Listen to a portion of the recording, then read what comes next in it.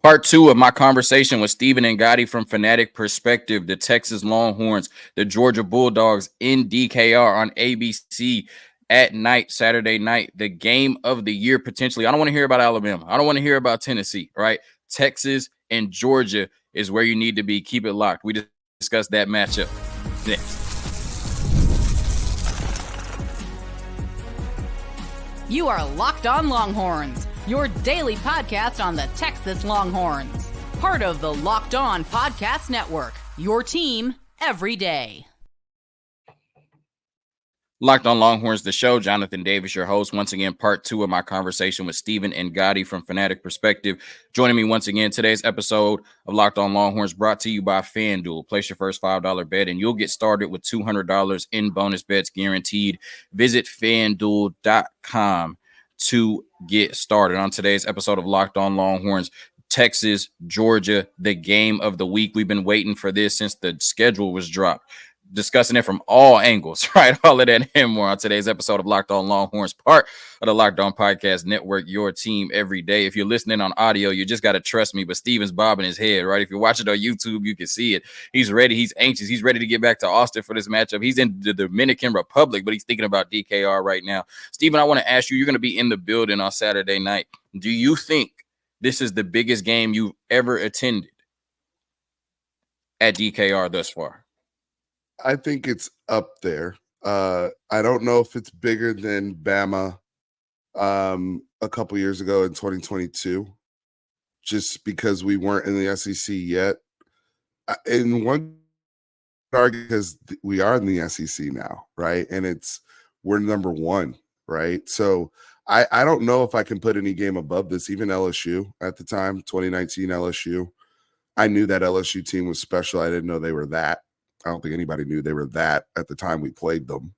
But coming into the game and looking at the anticipation, I would say it's up there with those two games, Texas-Bama, as well as Texas-LSU 2019. I think it's on the same par. We can nitpick on which one has more weight. But right now, this feels as big as anything. It's number 1 versus number 5, baby, right? In Austin, Texas on Saturday night. So let's go. Just an electric matchup. Cannot wait as long as Texas wins, right? You know, I might be a little sick after Georgia wins, right? But we'll get there, right? I don't want to spoil it right now. You know, spoiled by emotions right now.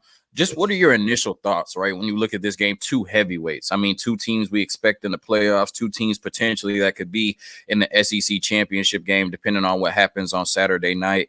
What are your initial thoughts when you hear Texas, Georgia, Saturday night in DKR? What comes to mind?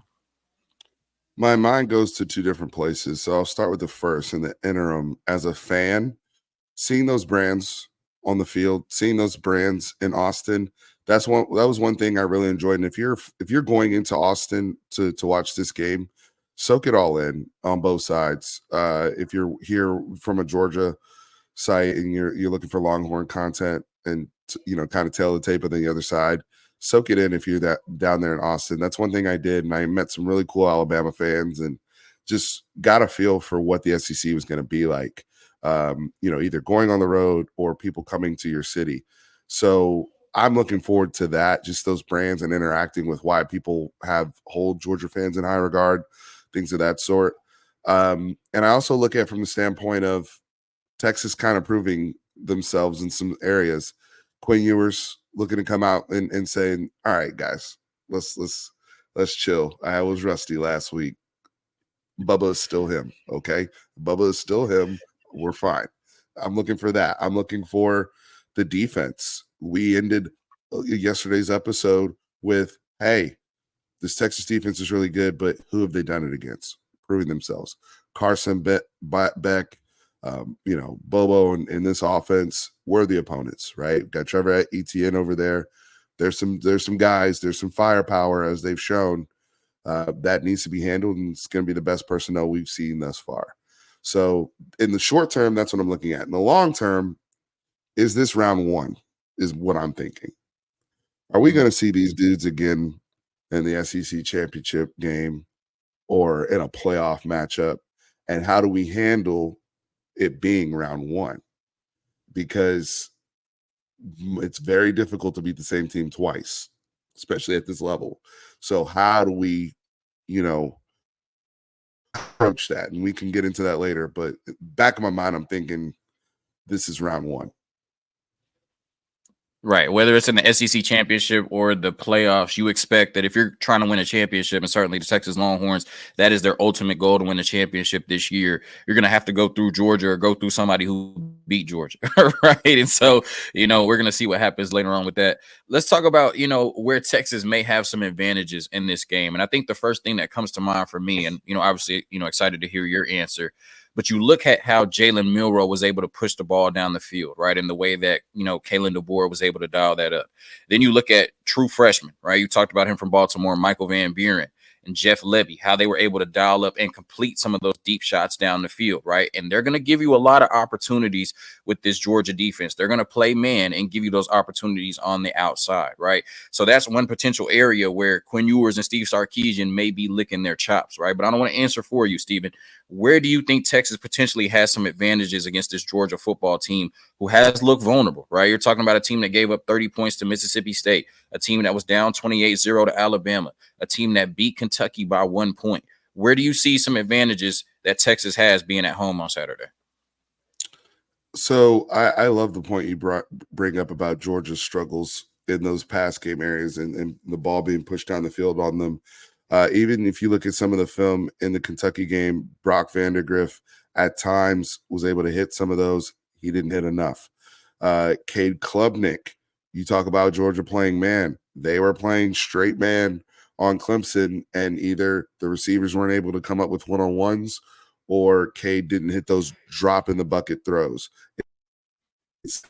What Quinn Ewers needs to understand in the Texas offense is this is what a lot of NFL type stuff is going to look like, honestly. That's what come out and do.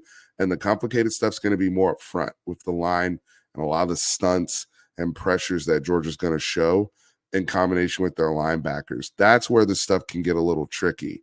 But in the back end, it's hands-on man. They're physical. They like their personnel. If you have Malachi Starks, I'd like to play that way too, right? So we know how they're going to attack our guys. The thing is, I think personnel-wise for Texas, who's the best beaten man, right? Is Isaiah Bond healthy? Number one, what his situation is, knowing he left last game. But I know Matthew Golden can win versus man. Is this a game where Ryan Wingo plays a little bit more? If they're trying to be physical, are you going to have some opportunities for double moves, right? And really creating separation downfield. And then one guy we haven't talked about, me and you, John, Gunnar Helm, the tight end, he has been big in the big games. He had a big game last week against OU. He had a big game up in Ann Arbor. And he really seems to defeat man coverage of safeties. He's dropping safeties off. How does Georgia match up with him? I know that sounds crazy. Gunnar Helm has now put himself to where we could ask these questions. How are you matching up with him? So, hey, I like some opportunities there. And I think these are opportunities where Quinn can get into rhythm, similar to what he saw against Bama in 2022 and 2023. I think that's where his mind is going to have to go in terms of, footwork in the pocket, being on time, being in a hurry but not in a rush, right? And making sure he's dialing it up and dropping those throws in the bucket against man coverage, tight man coverage. Yeah, I expect to see a lot of that, and it's crazy, right? Watching, Jatavian Sanders and then coming to Gunnar Helm, a lot of people thought there would be a drop-off, but then you see him, I think, I don't want to have this backwards, but 98 yards against Michigan and then 91 against Oklahoma, your two biggest games, he's your leading receiver, and then you have to ask the question, how does Kirby Smart and this once vaunted Georgia defense, what answer do they have for Gunnar Helm? I mean, he's just played to that level, so definitely a valid point there. I want to get to the money real quick and then talk about where Georgia, an elite team as well, may have an advantage against the Texas Longhorns next.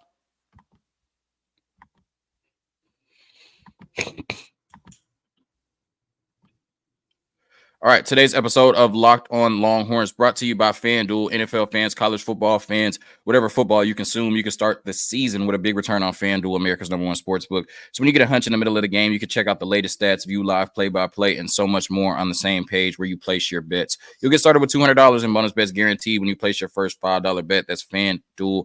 FanDuel.com. Bet on your favorite team today. Bet on Texas, Georgia, if you got the stomach for it, on FanDuel.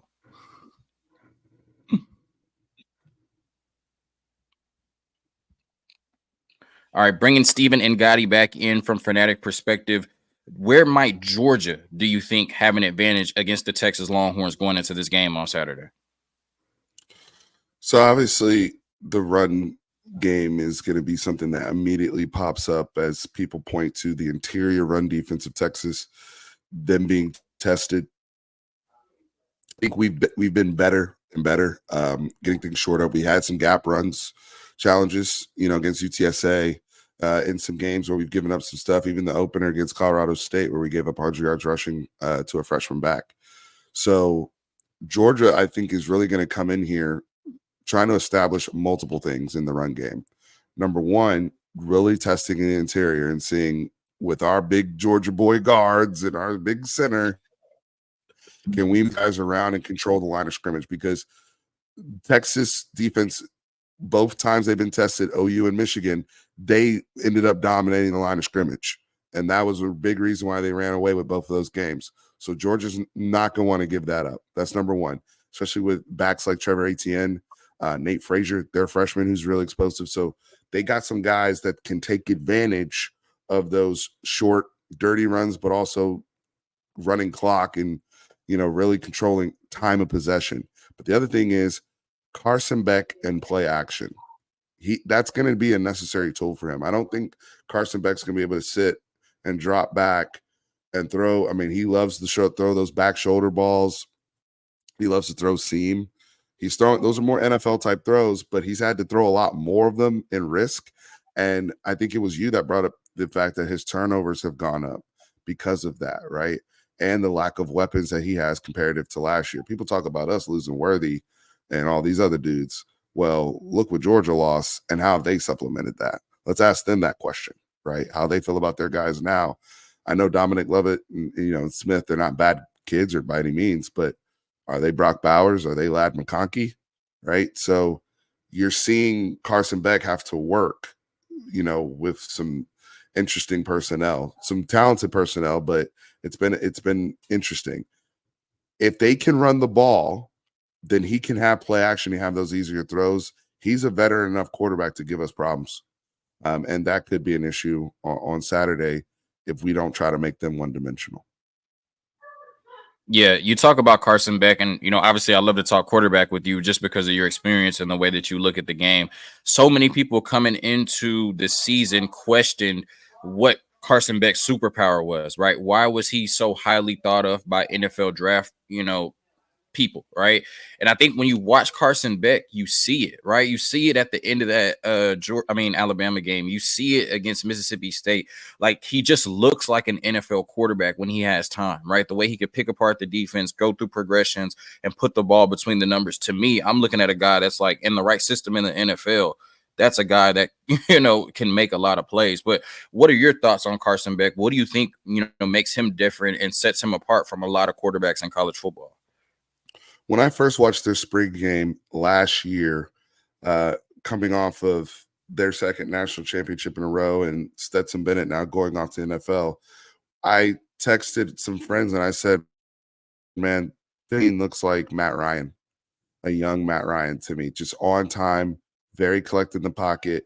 He stands tall, right? He uses all of that 6'4", and I just see a lot of zip coming off the football with, intermediate throws. He's not the most talented guy throwing deep. He's not the best athlete. It's not always going to be sexy per se, but like you said, in terms of what the coaches are looking for, processing speed, seeing it, hitting it, and then standing tall in the pocket amongst traffic and being fearless. I think that fearlessness that you saw, if you had questions about Carson Beck, a lot of that stuff went away. Everybody tipped their hats on and said, bro, you were a real one leading that comeback. Most teams aren't coming back in a situation like that. And Tuscaloosa down 4 touchdowns. And he was taking big boy shots and making big boy throws, right? I mean, over and over and over again to where he got hot. So that's something that as a Texas fan, we got to respect that, him coming into DKR, right? If we get out ahead, These guys aren't going anywhere. We also need to learn from what we've seen from other opponents because I think he's going to be a guy that plays on Sundays, and Sunday guys have that type of mentality, right? Never say die, never give up. And that's what you're going to see from Carson Beck and the Georgia offense. Yeah, for sure. I knew, it was real when my grandpa, after that game, after the Georgia-Alabama game, he was like, yeah, Carson Beck, the real deal. I was like, okay, if he didn't convince my grandpa of it, you know what I mean? Then and he must be cold. But like I said, you just see it. Now, you look at how Quinn played, right, against Oklahoma. And, like you said, you expect him to come back and prove himself and remind everybody, I'm the Quinn Ewers before September 14th. I'm still that Quinn Ewers that went up to the big house and showed out against Michigan. How confident are you? Because a lot of times like this, last year against Alabama, it came down to who was the better quarterback, Quinn Ewers and Jalen Milroe. Quinn Ewers edged Jalen Milroe in that matchup.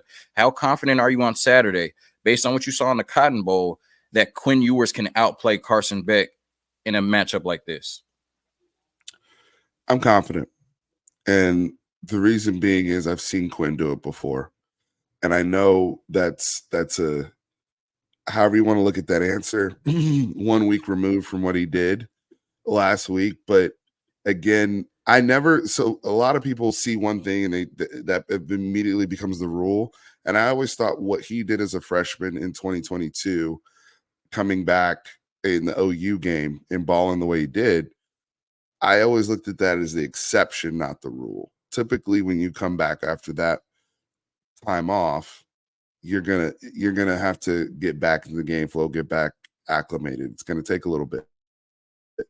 So, people had an expectation that I think was missed. But I also know where he was footwork wise before he went out and where he was understanding and grip of this offense. And I'm going to say it until I'm blue in the face, until I am disproven.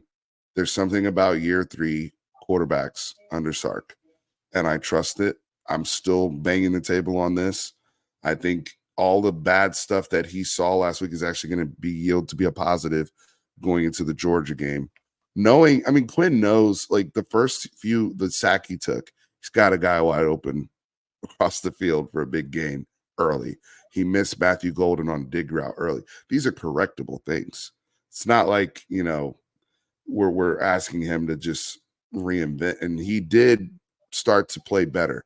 If I get that version of Quinn Ewers that we saw go up to Ann Arbor that you mentioned, where his feet were beautiful mares with the offensive line, avoiding contact and making high-level throws all over the field into short, small windows, yeah, we're off and running on Saturday. Absolutely. And I think Quinn can do it. I have that belief in him, John.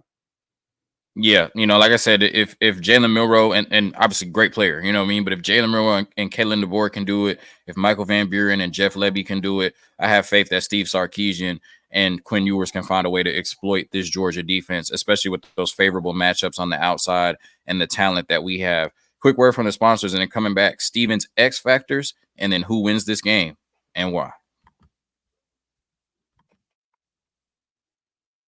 All right, today's episode of Locked On Longhorns brought to you by Gametime, the best ticketing app in the industry. Gametime has a new feature called Gametime Picks that makes getting tickets to see your favorite teams play live even easier. Gametime Picks filters out the fluff to show you only incredible deals on great seats, so you don't have to waste time searching through thousands of tickets.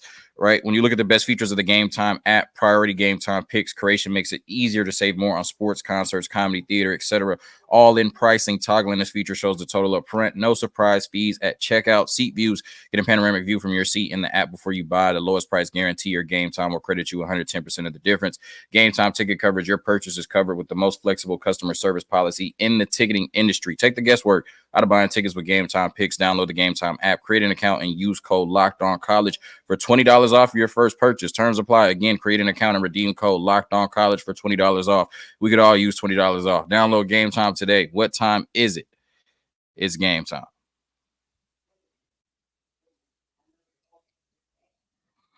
All right, Steven, if Texas is going to win this matchup and remain undefeated on Saturday night against Georgia, give me 2 X factors, one on offense and one on defense, that are going to have to show out in this matchup.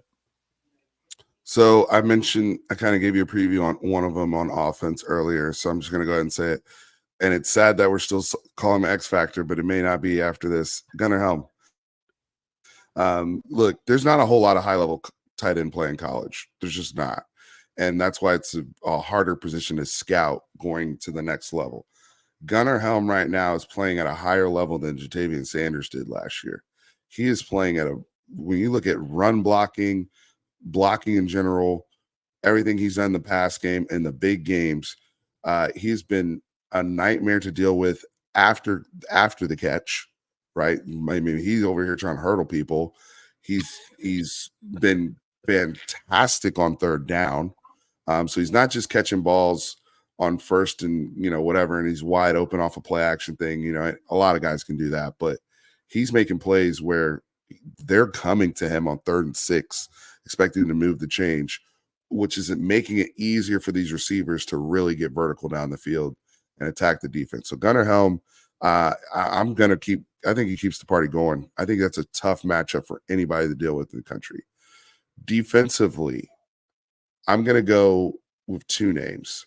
Leona Leifau, linebacker, who has come on, and he's come on really effectively, not necessarily a starter, but somebody who's a part of the rotation. He's in there a lot with Anthony Hill, David Benda, and Morris Blackwell. But one of the things that he has been really, really good at is delayed blitzing, and really having a really good sense for some of those big plays on situational downs. I think he is one of Johnny Nanson's toys that he just loves, has really connected with something there. By the way, Johnny Nanson was brought in for these type of games, by the way, to add some heaters to it. So that's another one. But another guy I want to add, one more guy I want to give a shout out to is Jelani McDonald.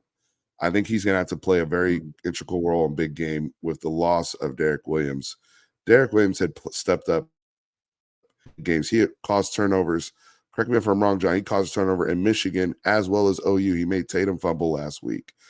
So now that we've lost him for the season, first world problems. We lose a guy on kick. We lose a 5-star safety on kickoff team because, we got to play them. We got people starting ahead of those guys. But we're going to have another 5-star guy replace him who played a bunch of snaps last week and is ready to go and show off his gifts. So I think Jelani McDonald's going to remind people why his name has been held in such a high regard as well. No, those are some great X factors and some players that maybe even Texas fans aren't thinking about really going into this matchup. Just elite stuff from Steven as always. All right, you're going to be in the building. You're not calling the game, obviously, so you can predict it. Who wins the game and why? Do you find it interesting that the point over under is 56.5? Doesn't that seem a little high compared to, because like last week it was like 49.5 Texas OU or 48.5, I think. So this one's up to 56.5. So they're expecting points to be scored in this game. So that smells like Texas 30-27, like in that area. I feel like that's what Vegas is telling us. Texas is favored -3.5. You guys do the math, okay? So if you want to be in that window of really trying to hit on something, you can look at Texas 30-27. I think that this Texas defense shows you a little bit more. I think they've been waiting to play against a really good team, a really good opponent, and show off their pass rush even more. Putting people, this is a game where they're going to go up against some really good Georgia offensive linemen. It's going to help a lot of people's stock. I think you're going to hear a bunch of names like Colton Vasek, Ethan Burke, Barron Sorrell starting to come on. Colin Simmons is the freshman, phenom. Anthony Hill's been using pass rush. So give me Texas 34-23. 34-23, Texas over Georgia. You got a double-digit win over the Georgia Bulldogs. I have a double-digit win over Georgia. All right. Is that Kool-Aid? I still think too much Kool-Aid? No, yeah, that's cool. No, that's not too much Kool-Aid, right? There's not too much Kool-Aid because Texas has looked the part, right? They have looked the part. Yeah, stated on business, right?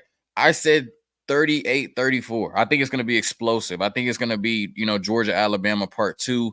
And I think there's going to be a lot of points put up in this game. I said that great defenses they give up yards and they give up points at times as well, right? And I think that's what's going to be in this matchup. I think Carson Beck, really is going to come in and have, one of those great, that's why he's an NFL prospect type games. But I think at the end of the game or just on a crucial drive in the second half, the Texas defense is either going to force a big stop or force a big turnover that gives Quinn Ewers in this offense one more possession. And I think that one more possession in the end is going to be the reason that the Texas Longhorns win this game.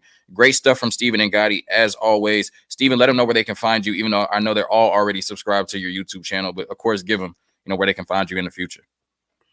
Hey, John, thanks for having me on, man. I really appreciate it. We got to do this more often. And I got to get you over on my platform as well, because I love talking ball with you. You could do this for hours. Fanatic Perspective on YouTube, talking Longhorns, Cowboys, everything under the sun. But we focus a lot on Texas, especially being the number one team in the country. Twitter, all social handles, Fanatic Perspective, Fan Perspective. You can also find us on the Bleacher Report app as well, where we're doing a lot of great work over there with Bleacher Report, covering the Texas Longhorns post game as well as on a weekly basis. So come check us out. Yes, sir. As always, hook 'em. Get that in the screen. And peace. Beat Georgia on Saturday.